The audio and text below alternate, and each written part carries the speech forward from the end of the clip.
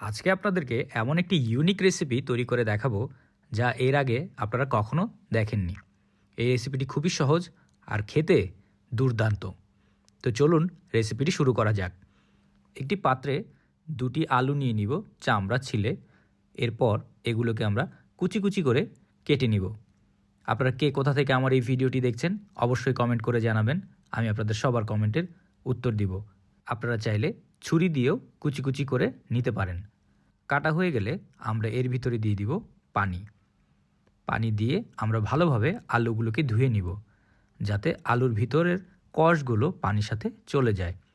এরপর আমরা এই আলুগুলোকে চেপে চেপে এর ভিতর থেকে পানিগুলো বের করে নিয়ে আসব।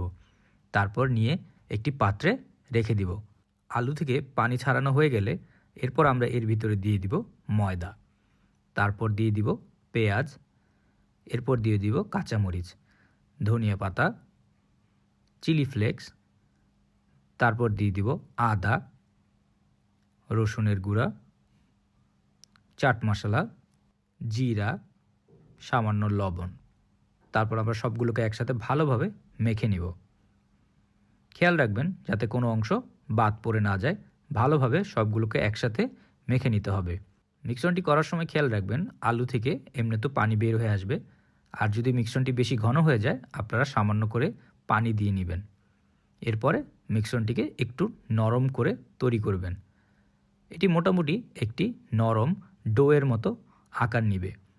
দেখতেই পাচ্ছেন একটি নরম সফট ডোর মতো তৈরি হয়ে গেছে। এর উপর একটি বাটি দিয়ে আমি একে রেস্টে রেখে দেব 5 মিনিটের মতো।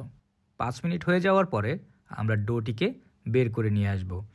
এরপর এই ডোটিকে আমরা নিয়ে একটি রুটির মতো বেলে নিব। প্রথমে আমরা একটু ময়দা চারিদিকে দিয়ে নিব। এরপর এর গায়ে আর একটু ময়দা লাগিয়ে নিব। তারপর হাত দিয়ে আমরা একে চেপে চেপে একটু বেলে নিব। হয়ে গেলে আমরা একটু বেলুনির সাহায্যে একে রুটির মতো করে বেলে নিব। খুবই সাবধানে বেলতে হবে যাতে রুটি কোনোভাবে ছিঁড়ে না যায়। যখন বেলা হয়ে যাবে তখন আমরা একটি ছুরির সাহায্যে একে কেটে নিব। আমরা কাটবো এমনভাবে যাতে এটা একটি 3 কোণা শেপ হয়ে আসে। দেখতেই পাচ্ছেন এর একটি 3 কোণা শেপ হয়ে গেছে। একে নিয়ে আমরা গরম তেলের ভিতরে ছেড়ে দিব। তেলটি মিডিয়াম গরম তেল হতে হবে। হয়ে গেলে আমরা সবগুলোকে একসাথে তেলের ভিতরে ছেড়ে দিব। দিয়ে আমরা কিছুক্ষণ এক পাশ ভাজবো।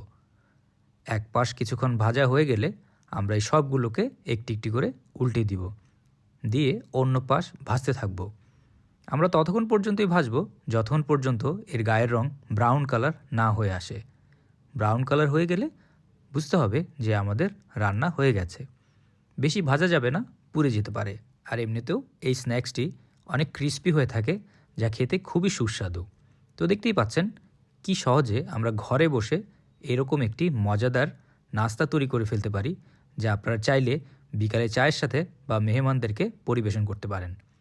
এরকম মজার মজার রেসিপি পেতে টোস্টেড বাংলা পেজকে অবশ্যই ফলো করবেন। ভিডিওটি ভালো লাগলে একটি লাইক অ্যান্ড শেয়ার করতে ভুলবেন না। সবাই ভালো থাকবেন, সুস্থ থাকবেন আর এরকম মজাদার খাবার ঘরে তৈরি করে খাবেন।